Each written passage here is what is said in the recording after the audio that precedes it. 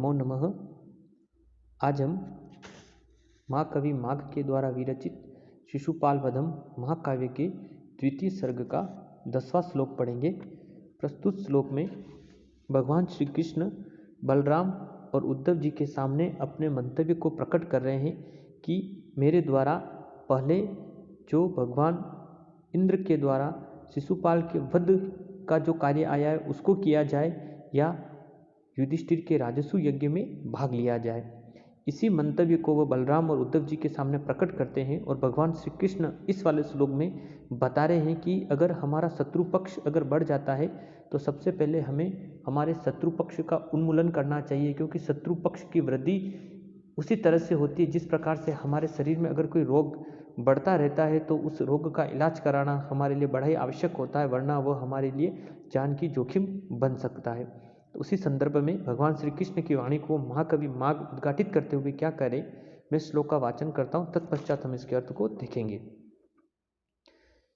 महाकवि माघ कह रहे अनुष्टुप छंद में निबद्ध है। उत्तिष्ठमानस्तु परो नोपक्षः पथ्यम इच्छता समोहि शिष्टे आमनातो वत्सर्यवन्तो व आमाय सच। उत्तिष्ठमानस्तु परो नोपक्षः पथ्यम इच्छता समोहि शिष्टेर आमनातो वत्सर्यवन्तो व आमाय सच। उक्त श्लोक का अन्वय होगा उत्तिष्ठमानः परस्तु पथ्यम इच्छता नोपक्षः हि वत्सर्यन्तो आमाय सच शिष्टे समो आमनातो। उत्तिष्ठमानः, उत्तिष्ठमान का अर्थ बड़ा हुआ यानी बढ़ते हुए, परस्तु यानी शत्रु की, पथ्यम इच्छता यानी उत्तिष्ठमान यानी बढ़ते हुए, परस्तु यानी जो हमारा शत्रु है, पराया है, शत्रु की पथ्यम इच्छता यानी उसके कल्याण चाहने वाले व्यक्ति को न उपेक्ष यानी उसको उपेक्षा नहीं करनी चाहिए। यानी अगर किसी व्यक्ति विशेष को अगर उन्नति के पथ पर अग्रसर होना है, कल्याण के मार्ग पर अग्रसर होना है, तो उस व्यक्ति विशेष को उत्तिष्ठमानः परस्तु यानी बढ़ते हुए शत्रु पक्ष की उसको पथ्यम इच्छा यानी कल्याण चाहने वाले व्यक्ति को न उपेक्षा यानी उसकी कभी भी उपेक्षा नहीं करनी चाहिए। ही यानी क्योंकि वत्सर्यंतो का अर्थ होता है यहाँ पर बढ़ा हुआ, बढ़ने के संदर्भ में आया है ना, वृद्ध धातु बढ़ने के संदर्भ में। वत्सर्यंतो यानी बढ़ते हुए, आमाय यानी रोग, सच और शत्रु, शिष्टे है यानी नीतिज्ञ लोगों के द्वारा, समो यानी समान, आमनातो यानी कहे गए हैं। कहने का तात्पर्य है कि अगर कोई व्यक्ति विशेष उत्तिष्ठमानः परस्तु यानी बढ़ते हुए शत्रु की पथ्यम इच्छा यानी कल्याण चाहने वाले व्यक्ति विशेष को न उपेक्षा यानी उसकी उपेक्षा नहीं करनी चाहिए। ही यानी क्योंकि वत्सर्यंतो यानी बढ़ते हुए, आमा यानी रोग, सच और जो शत्रु हैं उनकी शिष्टः समो आमनातो यानी शिष्ट यानी नीतिज्ञ लोगों के द्वारा वे दोनों ही समान कहे गए हैं। यानी कवि के कहने का तात्पर्य यह है कि अगर कोई व्यक्ति उन्नति के पर अग्रसर होना चाहता है तो उसको अपने बढ़ते हुए शत्रुओं की कभी उपेक्षा नहीं करनी चाहिए, यानी अपने शत्रु पक्ष को कभी नहीं बढ़ना देना चाहिए। अगर वह कल्याण के पथ पर अग्रसर होना चाहिए। यह बढ़ा हुआ शत्रु पक्ष हमारे उसी प्रकार से हानिकारक हो सकता है जिस प्रकार से अगर हमारे शरीर में कोई रोग उत्पन्न हो गया है और अगर रोग का हम इलाज नहीं कराते और रोग बढ़ता ही जाता है तो वो हमारे लिए क्या कर सकता है, नासूर बन सकता है, हमारी जान को भी जोखिम में डाल सकता है। तो हम उस रोग के लिए हमें जल्दी ही उसका इलाज करना चाहिए। उसी तरह से उन्नति के पथ पर अग्रसर होने वाले व्यक्ति विशेष को अपने शत्रु का उन्मूलन बहुत जल्दी ही कर लेना चाहिए। परीक्षा उपयोगी श्लोक पूछा भी जाता है, ठीक है। इसलिए इस वाले श्लोक में उपमा अलंकार का प्रयोग किया गया है कि यानी बढ़ते हुए शत्रु पक्ष को रोग के समान बताया गया है। एक बार पुनः श्लोक का वाचन करते हैं और इसके अर्थ को देखते हैं। उत्तिष्ठमानस्तु परो नोपक्षः पथ्यम इच्छता समोहि शिष्टेर आमनातो वत्सर्यन्तो वामाय सच।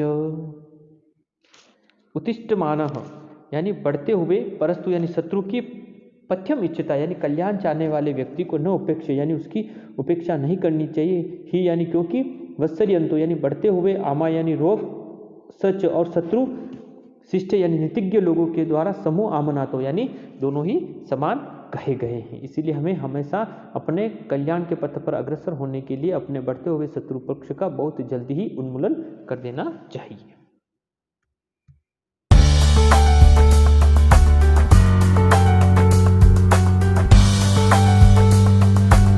नमो नमः। आज हम महाकवि माघ के द्वारा विरचित शिशुपाल वधम महाकाव्य के द्वितीय सर्ग का 11वां श्लोक पढ़ेंगे। प्रस्तुत श्लोक में महाकवि माघ शिशुपाल को समाज विरोधी के रूप में चित्रित करते हुए बता रहे हैं कि किस तरह से शिशुपाल समाज के लिए विरोध का रूप बन गया है, किस तरह से समाज में वह आतंक को फैला रहा है। इस कारण से भगवान उस विषय में चिंता करते हुए बता रहे हैं कि अगर वो मुझसे द्वेष करता है तो कोई बात नहीं, लेकिन वह संसार को पीड़ित कर रहा है, इसीलिए यही कृत्य उनके लिए बड़ा ही दुखदायी है। इसी बात को भगवान श्री कृष्ण की बातों को महाकवि माघ क्या कह रहे हैं, हम श्लोक का वाचन करते हैं, तत्पश्चात अर्थ को देखते हैं। नई दुये शात्वती शनुह यतमयम अपराधयति यतु दंदहयते लोकम अदो दुखा करोति माम। भगवान श्री कृष्ण क्या कह रहे हैं कि न दुये शात्वती शनुह यतमयम अपराधयति यतु दंदयते लोकम अदो दुखा करोति माम। श्लोक का अन्वय इस तरह से होगा। शात्वती शनुह यत मयम अपराधयति तत न दुये तु लोकम दंधयति यत अद माम दुखा करोति। यानी सात्वती सनुह, यानी सात्वती सनु, सनु का अर्थ पुत्र, सात्वती का अर्थ सात्वती, यानी सात्वती का जो पुत्र शिशुपाल है, यानी मेरी भुआ का जो पुत्र शिशुपाल है ना, तो सात्वती शनु यानी सात्वती का जो पुत्र शिशुपाल, यत यानी जो मयम अपराधयति यानी मेरे प्रति अपराध करता है, यानी मेरे से द्वेष भावना रखता है, न दुये यानी उससे मुझे कोई लेना देना नहीं, उससे मैं दुह्य नहीं करता हूँ, उससे मैं कोई दुखी नहीं हूँ। तू यानी किंतु यत यानी जो लोक द्वंद्वयति यानी जो लोकम यानी संसार को द्वंद्वयति यानी द्वंद्व को फैला रहा है, यानी जो संसार में द्वंद्व को फैला रहा है, संसार को पीड़ित करता है। अद यानी यही कृत्य माम दुखा करोति यानी यही बात मुझे बड़ी ही दुख देती है, यानी वो मेरे से द्वेष भाव रखता है, मुझे कोई दुख नहीं, लेकिन वो संसार को पीड़ित कर रहा है, उसकी यही कृत्य मुझे बड़ा ही दुखदायी कर रहा है। इसलिए क्या कह रहे हैं भगवान श्री कृष्ण कि सात्वती शनु यत मयम अपराधयति न दुये तु लोकम द्वंद्वयति यत अद माम दुखा करोति। यानी सात्वती शनु यानी सात्वती का जो पुत्र शिशुपाल है, यत यानी जो मयम अपराधयति यानी मुझसे द्वेष करता है, न दुये यानी उससे मैं अधिक दुखी नहीं हूँ, तो यानी किंतु यत यानी जो लोकम द्वंद्वयति यानी जो संसार को पीड़ित कर रहा है, संसार को द्वंद्व में डांट रहा है, अद यानी यही कृत्य माम दुखाम करोति यानी यही कृत्य मुझे बड़ा ही दुखी कर रहा है, मुझे बड़ा ही दुखी की ओर अग्रसर कर रहा है। एक बार पुनः श्लोक का वाचन करते हैं, उसके अर्थ को देखते हैं। क्या करें महाकवि माघ। न दुये शात्वती शनुह यत मयम अपराधयति यतु दंदयते लोकमद अधो दुखा करोति माम। न दुये शात्वती शनुह यत मयम अपराधयति यतु दंदयते लोकम अधो दुखा करोति माम। शात्वती शनु यानी शात्वती नाम की जो बुआ है मेरी, उसका जो पुत्र शिशुपाल है, यत यानी जो मयम अपराधयति यानी मुझसे द्वेष भाव करता है, न दुये यानी उससे मैं दुखी नहीं हूँ, तू यानी किंतु यत यानी जो लोकम द्वंद्वयति यानी जो संसार को पीड़ित करता है, अद यानी यही कृत्य माम दुखा करोति यानी यही कृत्य मुझे बड़ा ही दुख करता है, इससे मैं बहुत ज़्यादा पीड़ित हूँ। इस प्रकार से इस वाले श्लोक में दुशासन जो है शिशुपाल है, वह निर्दयतापूर्वक लोगों को पीड़ित कर रहा है, अतः पहले उसका वध अपेक्षित है। युधिष्ठिर को तो बाद में भी क्षमा प्रार्थना से मनाया जा सकता है। भगवान श्री कृष्ण की यही भाव है कि राजस्व यज्ञ के लिए तो उनके भाई भी समर्थ हैं, कर सकते हैं, लेकिन शिशुपाल का वध करना हमारे लिए बड़ा ही आवश्यक है। इस तरह से भगवान श्री कृष्ण अपने मंतव्य को इस श्लोक में प्रकट करते हैं।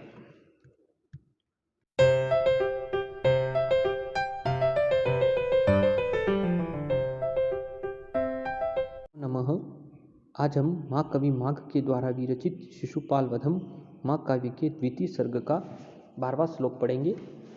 प्रस्तुत श्लोक में भगवान श्री कृष्ण अपने मत का उपसंहार करते हुए उद्धव एवं बलराम जी से भी अपना मत अभिप्रकट करने के लिए निवेदन करते हैं।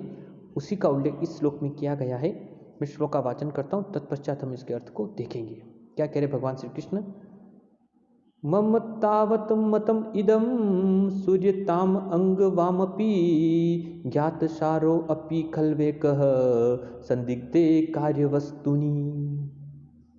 क्या करे माँ कवि माग कि मम तावद मतम इदम सूर्यताम अंगवामपि ज्ञातसारो अपि खल्वेकः संदिग्धे कार्यवस्तुनि। श्लोक का अन्वय इस तरह से होगा। तावत मप इदम मतम अंगः वामपि सूर्यताम ज्ञातसारः अपि एकः कार्यवस्तुनिः संदिग्धे खलुः। तावत यानी तब तक, यानी आपका मत न सुनने तक, मम इदम मतम यानी मेरा यह मत है, यानी तावत मम इदम मतम यानी तावत यानी तब तक, यानी आपका मत न सुनने तक, मम इदम मतम यानी मेरा यह मत है, वामपि सूर्यताम यानी आप लोगों का मत भी मेरे द्वारा सुना जाए, ज्ञात सार अपि यानी सात ज्ञात यानी तत्वों को जानने वाला, एकाकी मनुष्य कार्य वस्तुनि यानी अपने कार्य के प्रति अपने कर्तव्य कर्म के संबंध में संदिग्ध खलु हो यानी निश्चित रूप से संदिग्ध बना रहता है, शंकालु बना रहता है। यानी भगवान श्री कृष्ण क्या करे, तावत यानी तब तक, यानी आपका मत न सुनने तक, मम इदम मतम यानी मेरा यह मत है, यानी मेरा जो मत है वह मैंने प्रकट कर लिया है कि शिशुपाल का वध पहले किया जाए या राजसूय यज्ञ में भाग लिया जाए युधिष्ठिर के। तो मेरा मत तो यही कह रहा है कि पहले शिशुपाल का वध किया जाए, इसलिए कह रहे कि तावत यानी तब तक, यानी आपका मत न सुनने तक, मम इदम मतम यानी मेरा यह मत है, वामपि सूर्यताम यानी आप लोगों का मत भी सूर्यताम यानी मेरे द्वारा सुना जाए कि आप लोगों की क्या प्रस्तावना है इस मत के संदर्भ में। ज्ञात सार अपि यानी तत्वों को जानने वाला, यानी ज्ञात सार यानी सभी प्रकार के तत्वज्ञों को जानने वाला, एक यानी एकाकी मनुष्य कार्य वस्तुनि यानी अपने कार्यों के प्रति अपने कर्तव्य कर्म के संदर्भ में संदिग्ध खलु यानी निश्चित रूप से संदिग्ध बना रहता है, वह कोई शंकालु बना रहता है, क्योंकि एकाकी जो मनुष्य होता है भले वह सारभूत रूप से सब कुछ जानता है, ज्ञात सार यानी वह तत्वज्ञ विशेषज्ञ है, लेकिन फिर भी वह शंकालु रहता है क्योंकि वह एकाकी मनुष्य होता है। इसलिए दो व्यक्ति की राय लेने से निश्चित रूप से हमें उस कार्य के संदर्भ में वास्तविक जो मत है वो उभर कर सामने आता है और हमारा कार्य निश्चित रूप से सफलता की ओर अग्रसर होता है। भगवान श्री कृष्ण का इस श्लोक के माध्यम से यही कह रहे हैं।